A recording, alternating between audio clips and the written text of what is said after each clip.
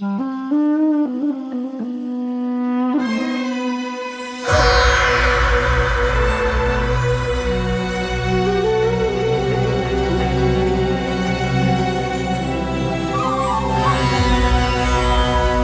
اللہ الرحمن الرحیم الحمد للہ رب العالمین والصلاة والسلام علی سید الانبیاء والمرسلین وعلی اہل بیتہ الطیبین الطاہرین المعصومین لا سیما ابا الحسن امیر المومنین علی بن ابی طالب صلوات اللہ وسلامہ علیہ ولعنۃ اللہ علی اعدائهم اجمعین من الآن الی قیام یوم الدین اما بعد الا انکم لا تقدرون علی ذلک ولکن اعینونی بورع و اجتہاد و عفت و صداد فواللہ ما کنزت من دنیاکم تبرا۔ مولا امیر المومنین نے 4 چیزوں کے لیے اپنی مدد کو مانگا، اپنے پیروکاروں سے، اپنے ماننے والوں سے، اپنے چاہنے والوں سے۔ ان کو ہم نے گزشتہ جو نشستیں تھیں اس میں ہم نے بیان کیا کہ مولا فرماتے ہیں پہلی چیز تم تقوی و پرہیزگاری کے لیے میری مدد کرو۔ دوسرا کہا کہ انتہا درجے کی کوشش عبادات میں، کسب معاش میں، یعنی جو کام بھی کرو تم اپنی پوری صلاحیتوں کو اور استعداد کو استعمال کر کے اس کو انجام دو۔ تیسرا ہم نے عفت و پاک دامنی تھی جو تمہیں برائیوں سے روکے، اور چوتھی مولا نے صداد کا کہا کہ آپ لوگ علی کی مدد کرو سلامت روی سے، یعنی قول و فعل کی سچائی سے، تمہارے قول میں اور فعل میں دوگانگی نہ ہو، جو ظاہر ہے وہی باطن ہے، تمہارا قول و فعل ایک ہونا چاہیے۔ اس کے بعد مولا نے فرمایا فواللہ ما کنزت من دنیاکم تبرا۔ یہاں تھوڑی سی گفتگو کریں گے۔ مولا فرماتے ہیں کہ اس کے بعد پھر پیش کرتے ہیں اپنے آپ کو، بار بار مولا امیر المومنین عثمان ابن حنیف کو بتا رہے ہیں دیکھ تیرا امام کیا ہے۔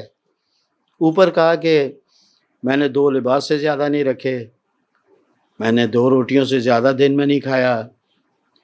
اب کیا فرما رہے ہیں؟ فرماتے ہیں وَمَا كَنَزْتُ مِن دُنْيَاكُمْ تِبْرًا۔ ہر کسی نے اس تبر کے الگ ہی معنی کیے ہیں، اور یہاں پر اگر جوادی ذیشان ادا جوادی نے اور مفتی جعفر حسین صاحب نے فرماتے ہیں مولا کہ میں نے تمہاری دنیا میں سے، مفتی جعفر حسین علامہ ذیشان ادا جوادی صاحب مرحوم علی اللہ مقامہما، یہ دونوں کہتے ہیں کہ میں نے سونے کو اکٹھا نہیں کیا، لیکن ہم لوگ جب کم میں آج سے 35 سال پہلے جب ماہ رمضان میں کم میں تھے تو آیت اللہ مکارم نے اس خط کی تفسیر کی تھی ماہ رمضان میں، تو مجھے اچھی طرح یاد ہے اس تبر کے معنی انہوں نے کہا تھا میں نے تمہاری دنیا سے ماچس کی تیلی کے برابر بھی کوئی چیز اکٹھی نہیں کی، لفظ سونا استعمال نہیں کیا تھا۔ 2-3 نقطے ہیں جو اس بڑے قابل توجہ ہیں جن کے اوپر گفتگو کی ضرورت ہے۔ ایک تو مولا نے فرمایا کہ میں نے تمہاری دنیا سے، کہ علی کی یہ دنیا نہیں ہے، ما کنزت من دنیاکم، تمہاری دنیا۔ اکثر اقوال جو ہیں مولا امیر المومنین علیہ السلام کے دنیا کے متعلق، اس میں مولا نے دنیا کی نسبت اپنے چاہنے والوں کے لیے اور لوگوں کی طرف ہی دی ہے۔ یعنی کہنے کا مقصد یہ ہے کہ دنیا علی کی نظر میں اتنی حقیر ہے کہ اس کی نسبت بھی اپنی طرف دینا مولا پسند نہیں کرتے. کہتے ہیں تمہاری دنیا، میں نے تمہاری دنیا سے، یا مثلا مولا فرماتے ہیں کہ مجھے تمہاری دنیا سے 3 چیزیں ہی پسند آئی ہیں بس. ایک تو یہ کہ گرمیوں کے روزے مجھے بڑے پسند آئے، ایک مہمان کا احترام مجھے بڑا پسند آیا، اور تیسرا راہ خدا میں تلوار. تمہاری دنیا سے مجھے، یہاں پر بھی تمہاری دنیا کا، کل میری دنیا نہیں، اس دنیا نہیں، تمہاری دنیا. یہ دنیا تمہاری ہوگی، تم اس کے پیچھے دوڑ سکتے ہو، تم اس کے پیچھے بھاگ سکتے ہو. علی وہ ذات نہیں ہے کہ جو اس دنیا کے پیچھے بھاگے. یہاں پر بھی مولا نے کہا کہ میں نے تمہاری دنیا سے طب. آیا واقعا دنیا اتنی بری ہے؟ اگر یہ اتنی بری ہے تو پروردگار عالم نے اسے خلق کیوں کیا، اس کو بنایا کیوں؟ اور اگر بنا ہی دیا تھا تو پھر اپنے برجستہ اور بہترین افراد کو یہاں پر لوگوں کی ہدایت کے لیے کیوں بھیجا؟ کہ واقعا بری ہے. حتیٰ قرآن مجید کے اندر بھی دنیا کو 2 نگاہ سے دیکھا گیا ہے. بعض جگہوں پر دنیا کی تعریف کی جاتی ہے، دنیا کی نعمتوں کی تعریف کی جاتی ہے، بعض جگہوں کے اوپر اس دنیا اور دنیا کی چیزوں کی مذمت کی جاتی ہے. ذرا دیکھیں ہمیں کس طریقے سے قرآن مجید اور روایات کے اندر یہ بات پیش کی ہے. سورہ کہف کی 46ویں آیت، المال والبنون، یہ مال اور یہ بیٹے، زینت الحیات الدنیا، یہ مال اور بیٹے دنیا کی زندگی کی زینت اور رونق ہے. یہ مال تو انسان کی زندگی کو خوبصورت بناتا ہے. گاڑی دیکھو، گھر دیکھو اس کا، فرنیچر دیکھو اس کا، زندگی دیکھو اس کا. اسی طرح بیٹے اگر لائق ہوں، اچھے ہوں، انسان کی زندگی کو خوبصورت بناتا. لیکن اس کے بعد فرماتے ہیں والباقیات الصالحات خیر عند ربک. فرمایا کہ لیکن نیکیاں جو ہیں وہ ان سے بہت اچھی ہیں. چون مال تمہارے ہاتھ میں ہمیشہ باقی نہیں رہے گا، مر جائے گا، تمہارے ہاتھ سے خود چلا جائے گا. ساری زندگی مال بنایا، مرنے کے بعد جو ہے وہ رسا کی طرح منتقل ہو جائے گا، تمہارے ہاتھ میں تو نہیں رہے گا. بیٹے بھی اس طرح ہمیشہ تو تمہارے ساتھ نہیں رہیں گے، لیکن جو چیز تمہارے ساتھ رہے گی وہ الباقیات الصالحات، وہ نیکیاں ہیں، وہ کار خیر ہیں، وہ یتیموں کی مدد ہے، وہ مدارس کی مدد ہے، وہ علماء کی مدد ہے، وہ غریب اور مسکین اور پسے ہوئے معاشرے کے افراد کی مدد ہے. یہ جو ہیں وہ اللہ کے نزدیک باقی رہیں گی. یہ مال باقی رہنے والا نہیں ہے، یہ بیٹے. لیکن یہاں پر دنیا کی تعریف کی سورہ کہف کے اندر. سورہ تغابن میں بالکل اس کے برعکس بات کی، بالکل برعکس. انما اموالکم و اولادکم فتنہ. یہ فتنہ ہے، یہ تو اللہ سے دور کرنے والے ہیں.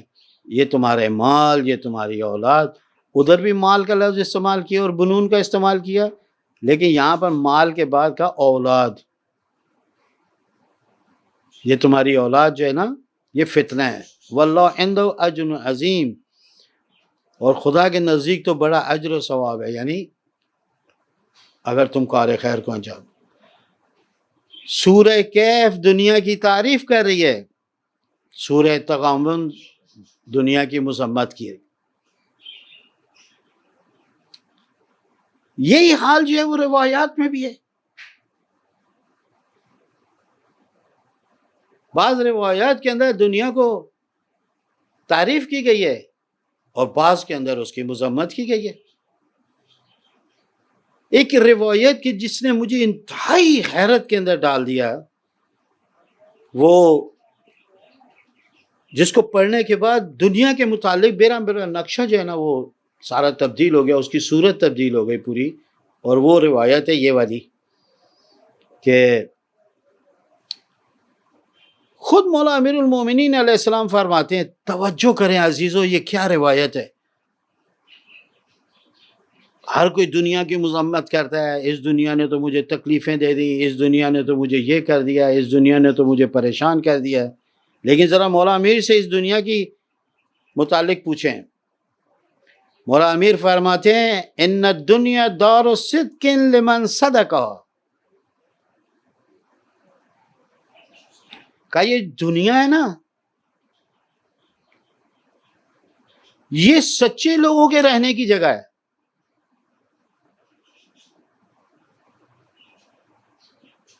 مگر اس کے لیے کہ جو سچائی سے زندگی کرنا چاہتا ہے، اس سے بہتر جگہ کوئی نہیں ہے. لوگوں کے ساتھ سچائی سے پیش ہے. ان الدنیا دار صدق، یہ سچائی کا گھر ہے، مگر اس کے لیے کہ جو اس میں سچائی سے رہنا چاہے. کوئی نہیں آپ کو روکے گا سچائی سے رہنے سے.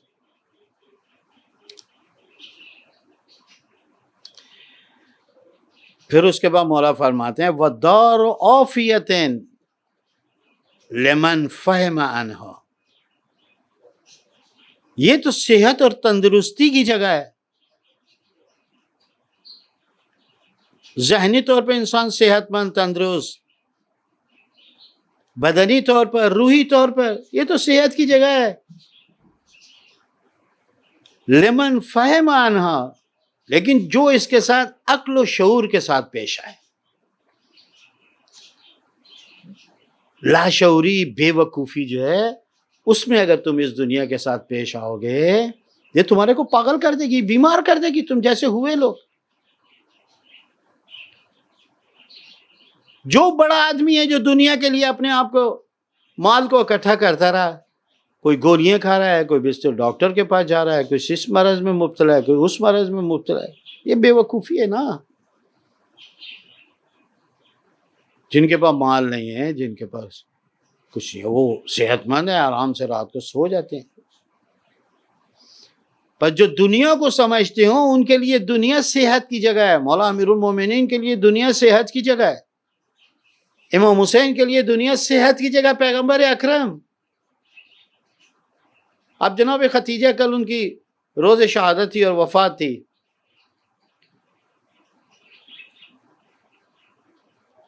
جب ان کو دنیا سمجھ میں آئی، ہر چیز قربان کر دی اسلام کے اوپر. کہا اس مال کا مجھے کیا کر رہے ہیں.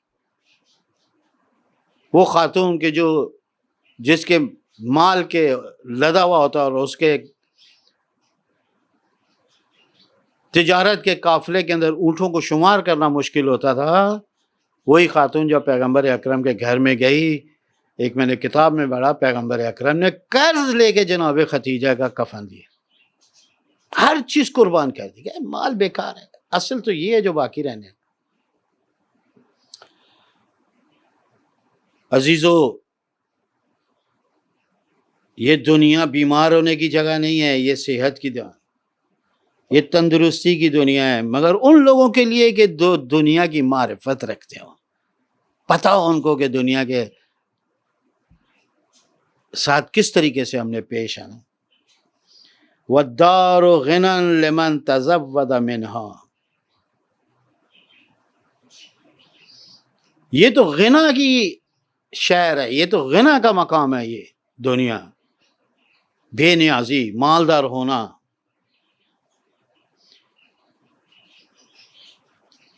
یہاں پر مالداری وہ لوگ کے جو آخرت کے راستے پر چل رہے ہیں، وہ توشا، وہ زاد اور راحلہ جو اپنے لیے اکٹھے کر رہے ہیں، مال. جیسے انسان ایک سفر پہ نکلتا ہے، اپنے ساتھ کھانے پینے کی اشیاء رکھتا ہے، خطرناک اگر راستہ ہے تو اپنے ساتھ حیوانات اور درندوں سے محفوظ رہنے کی چیزوں کو اپنے ساتھ رکھتا ہے۔ مولا بھی فرماتے ہیں کہ یہ مال اکٹھا کرنے کی جگہ ہے، یعنی ایسا مال کہ جو دوسروں سے انسان کو بے نیاز کر دے۔ کہنے کا مقصد یہ ہے کہ یہ وہ جگہ ہے کہ جہاں سے آپ آخرت کے لیے سرمایے کو اکٹھا کریں گے۔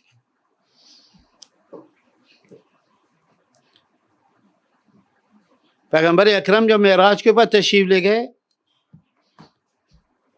کچھ مزدور تھے، تیز تیز کام کر رہے تھے۔ کہا یہ کس کا گھر ہے؟ کہا یہ ایک اللہ کا بندہ ہے جو نیچے سے خیر و خیرات کرتا ہے، اس کا ثواب ہمارے پاس آتا ہے، یہ ہم اس کا مکان بنا رہے ہیں۔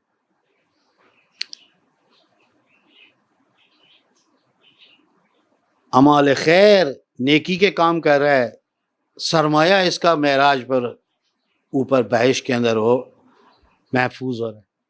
جب پیغمبر اکرم واپسی پر آئے تو دیکھا کہ وہ بیکار بیٹھے ہیں۔ کہا کہ اب تم لوگ بیکار بیٹھے ہو، کیوں نہیں بنا رہے؟ کہ یا رسول اللہ اس وقت تک ہم بناتے رہے کہ جب تک وہ نیچے سے اس دنیا سے کار خیر کا سرمایہ ہمیں بھیجتا رہا، مال و میٹیریل نیکیوں کا ہمارے پاس بھیجتا رہا۔ اب وہ میٹیریل آنا بند ہو گیا، لہذا ہم نے بھی کام چھوڑ دیا۔ مولا فرماتے ہیں دار غنا لمن تزود منہ، یہاں پر انسان لوگوں سے بے نیاز ہوتا ہے۔ عز المومن غنا عن الناس، مولا عدی علیہ السلام، یہ مولا امیر المومنین فرماتے بے نیاز ہونا لوگوں سے اصل امیری یہ ہے۔ دنیا کے اندر کسی کا محتاج نہیں ہونا چاہیے، بلکہ بے نیاز ہونا چاہیے لوگوں سے۔ اس کے بعد مولا فرمایا اب یہاں سے وَالدَّارُ مَوْعِظَةٍ لِمَنِ اتَّضَى بِهَا، یہ پند و نصیحت لینے کا گھر ہے دنیا۔ قدم قدم کے اوپر آپ کو نصیحتیں ملیں گی، واعظ و نصیحت۔ اس کورونا کے اندر ہمارے کو نصیحت نہیں لینی چاہیے، پتہ نہیں کس وقت کیا ہو جائے۔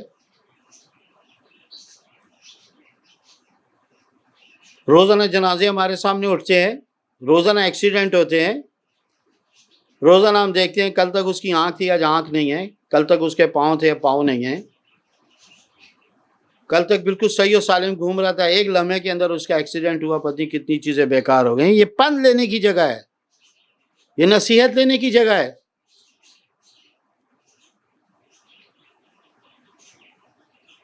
آج ہم جنازوں کو اپنے کاندھوں کے اوپر اٹھا کر لے جا رہے ہوتے ہیں، یہ نصیحت لینے کی جگہ ہے کہ کل کو ہمارے کو بھی اسی طریقے سے کاندھوں پر اٹھایا جائے گا۔ وہی لوگ کہ جو آج تھوڑا سا اپنے عزیز و اقارب سے دور ہوتے ہیں، ان کے لیے دعائیں کی جاتی ہیں کہ کسی طرح خیر و عافیت کے ساتھ وہ گھر آ جائے۔ لیکن جب مر جاتا ہے تو ہر کسی کی کوشش یہ ہوتی ہے، اور اسلام بھی کہتا ہے جلد سے جلد اس کو اپنے آپ سے دور کرو، اس کو جا کے دفن کرو۔ پند و نصیحت کی جگہ کیسے کیسے بادشاہوں کے، یہی ابن زاد کا دربار جس کے اندر جناب زینب کو لے کر گئے، شان و شوکت تھی اس کی۔ جب میں کوفے میں گیا میں نے کہا وہ کہاں ہے محل؟ کہا وہ کھنڈرات پہ تبدیل ہوا ہوا، یہ اس بادشاہ کا محل ہے، وہ جن کو قیدی بنا کر لے جایا گیا تھا۔ آج ہر شخص کے دل کے اندر ان کے لیے جگہ ہے، ان سے اظہار محبت کرتے ہیں۔ کہاں گئے وہ لوگ؟ آیا یہ عبرت لینے کی جگہ نہیں ہے؟ مولا فرمایا دار و موعظۃ، کل تک میرے بال سیاہ تھے، کل تک میرے ہاتھوں میں لرزہ نہیں تھا، طاقت تھی، آنکھیں میری تیز تھی، آج بغیر چشمے کے میں چل نہیں پاتا ہوں، بغیر طاقت کی دوائیوں کے میں اٹھ نہیں پاتا ہوں۔ کدھر گئی وہ جوانی؟ جب مولا کائنات کے پاس کسی نے کہا کہ کاش موت اشارہ کر دیتی کہ میں آ رہی ہوں، تو مولا نے فرمایا تو نے نہیں سمجھا، وہ تو تجھے بار بار کہہ رہی تھی کہ میں آنے والی ہوں، میں آنے والی ہوں۔ مولا وہ کس نے مجھے کب کہا کہ تیرے بدن کے اندر جو تبدیلیاں آئی ہیں یہ اشارہ نہیں کر رہی تھی موت کے میں تیرے قریب ہوں؟ جوانی میں کبھی تیرے پاؤں میں درد تھا، تیرے بازوؤں میں درد تھا، تیرے اندر تھکاوٹ تھی، تیرے چہرے کے اوپر یہ خشک پن تھا، یہ جھریاں تھیں، تیرے ہاتھوں میں لرزہ تھا، یہ علامات ظاہر ہو رہی تھی، یہ تجھے بار بار کہہ رہی تھی میں اب تیرے قریب آ چکی ہوں، تو نے پھر بھی نصیحت نہیں لی، اپنے کاموں پر لگا رہا، آخر بالآخر وہ آ کر تجھے موت کا شکار۔ یہ موعظی کی جگہ ہے۔ واعظ و نصیحت کا نام یہ نہیں ہے کہ فقط ممبر کے اوپر ایک عالم جائے یا ٹیچر کے سامنے شاگرد بیٹھے۔ رات بھی ایک ٹی وی چینل پہ میں نے اس بات کو کہا، قدم قدم پر اللہ تعالیٰ نے انسان کے لیے واعظ و نصیحت کی جگہ رکھی ہے۔ آپ اپنے اطراف میں غور سے دیکھیں، ان لوگوں کو دیکھیں، ان بوڑھوں کو دیکھیں، ان فقیروں کو دیکھیں، عبرت کی جگہ ہے۔ یا آپ کے اطراف کے اندر ہیروئنی افیمی جو گھوم رہے ہیں ان کی طرف دیکھیں، عبرت لیں۔ بولٹن مارکیٹ جائیں، جہاں پر جانوروں کو باندھا جاتا ہے وہاں پر انسان لگ کے سامان کو کھینچ رہے ہیں۔ اس سے بڑھ کر المیہ کیا ہوگا کہ ہمارے ملک کے اندر آج بھی جہاں پر جانور کو استعمال ہونا چاہیے وہاں پر انسان استعمال ہو رہا ہے، اور وہ جانور کی جگہ سامان کو کھینچ کر مالکوں کے پیٹ کو بھر رہا ہے۔ واعظ و نصیحت ہونی چاہیے۔ کہاں گئی وہ جوانی؟ کل کی بات ہے، میں پیدا ہوا تھا، کل کی بات، کل جوان ہوئے، ہم سوچا تھا اسی طرح رہیں گے، آج بوڑھے ہو گئے۔ صدام سے نصیحت لیں، 18 محل ہیں اس کے فقط بغداد کے اندر، نصیحت لینی چاہیے۔ کدھر گیا شہنشاہ ایران؟ اپنے آپ کو کہتا ہے میں شہنشاہ ہوں، میں بادشاہ ہوں، کدھر چلا گیا؟ مٹی بھی اس کو اپنے وطن کی نصیب نہیں۔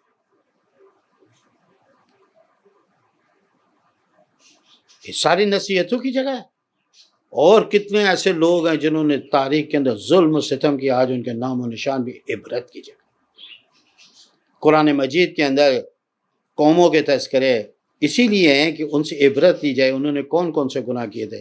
مولا فرماتے ہیں وَدَارُ الْمَوْعِظَةِ لِمَنِ اتَّذَا بِهَا، یہ تو واعظ و نصیحت و درس لینے کی جگہ ہے، عبرت لینے کی جگہ ہے ان لوگوں کے لیے کہ جو عبرت لینا چاہیں۔ کچھ لوگ ایسے ہیں کچھ بھی ان کے سامنے ہو جائے ان کو پرواہ ہی نہیں۔ عجیب ہے، کتنی خوبصورت اور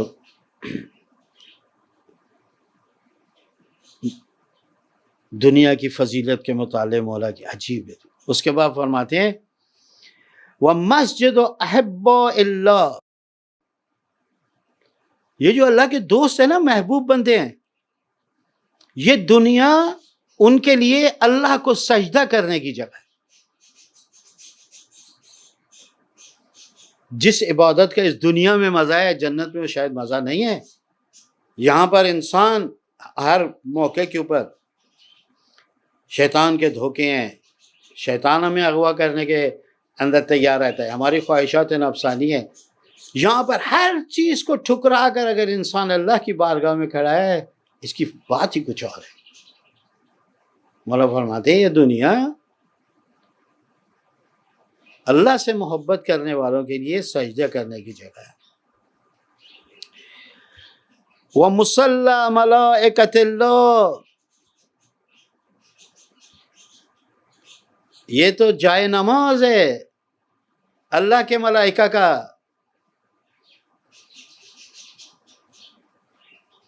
یہاں پر اترتے ہیں، فرماتے ہیں کہ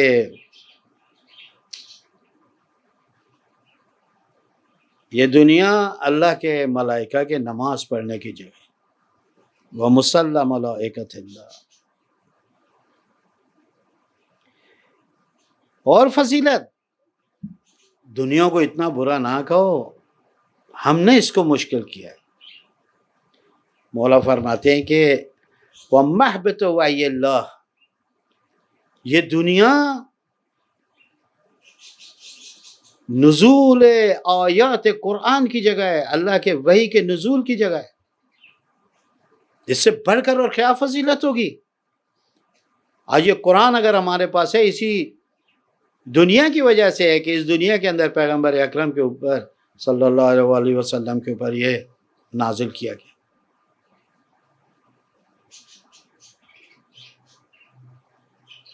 پروردگار عالم نے اس دنیا میں ہی اپنے حبیب سے گفتگو کی وحی کے ذریعے، کہ اللہ کے وحی کی نصرت متجر اولیاء اللہ اکتسبوا فی الرحمہ۔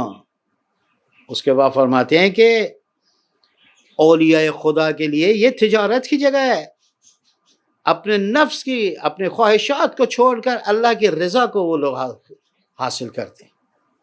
مولا امیر المومنین نے بالکل اسی طریقے سے کیا نا، پیغمبر اکرم کے بستر پہ سو کے اپنے نفس کو قربان کر کے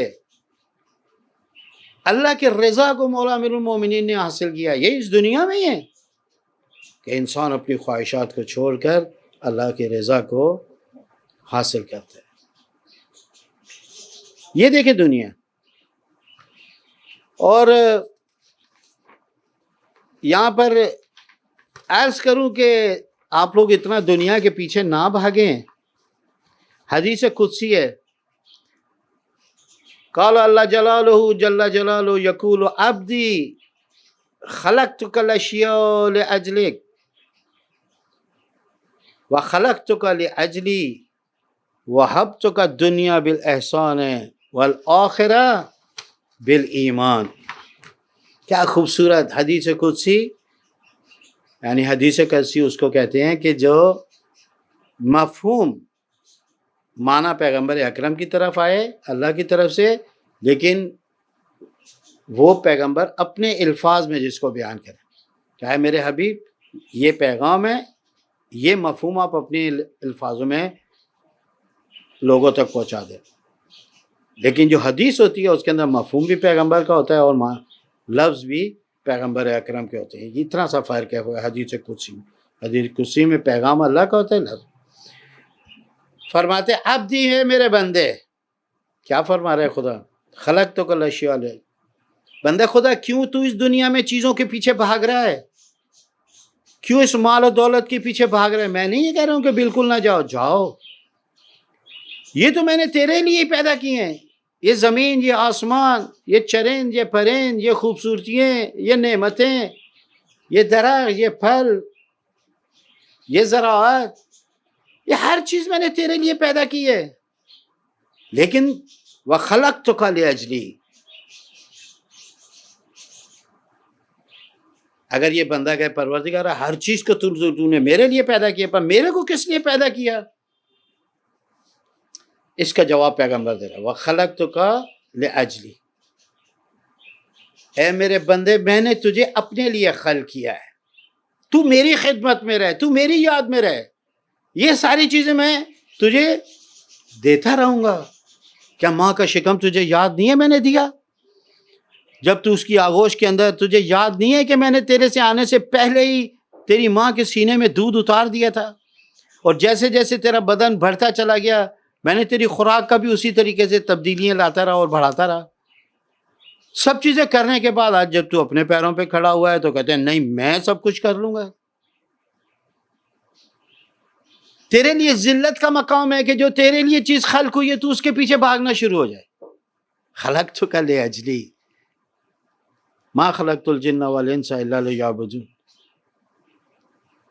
ہم نے تو جن اور انسانوں کو اپنی عبادت کے لیے پیدا کیا، تم ہمارے کو یاد رکھو، ہم نے تو تمہیں یاد رکھا ہوا ہے۔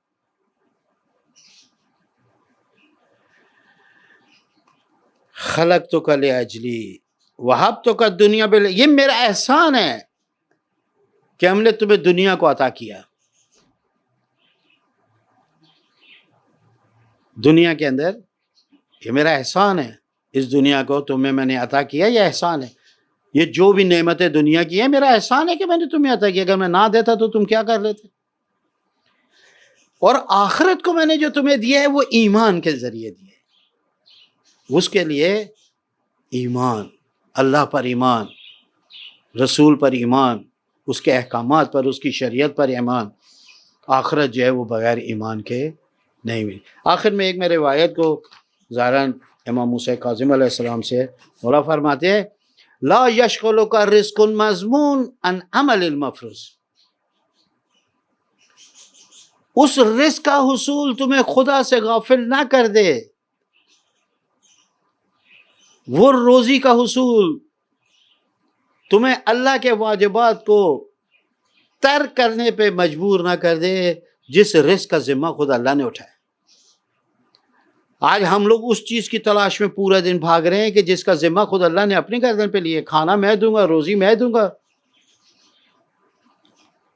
مولا فرماتے ہیں یہ رزق جس کا ذمہ اللہ نے لیا ہے یہ تمہیں واجبات سے محروم نہ کر دے۔ نماز کیوں چھوٹ گئی؟ یار آج کام بہت ہے۔ مسجد کیوں نہیں؟ آج کام بہت ہے۔ ہم لوگوں نے برعکس کیا، ہم نے اللہ کی ذمہ داریاں اپنی گردن پہ لے لی، اپنی ذمہ داریاں نماز اور روزہ اور حج و زکوٰۃ اور عبادات کو چھوڑ دیا جانے یا علی، بس علی بخشوائے گا ہمیں، علی شفاعت کرا دے گا ہمیں، علی عمل والوں کا امام ہے، بے ہمتوں کا اور اللہ سے دور رہنے والوں کا امام نہیں ہے۔ پروردگار عالم سے دعا ہے کہ ہمیں اس ماہ رمضان میں دین کو سمجھنے اور اس پہ عمل کرنے کی توفیق عطا فرمائے، ہمارے محرومین کی مغفرت فرما، پروردگار ہمارے گناہوں سے درگزر فرما۔ وصلی اللہ علی محمد و آل محمد۔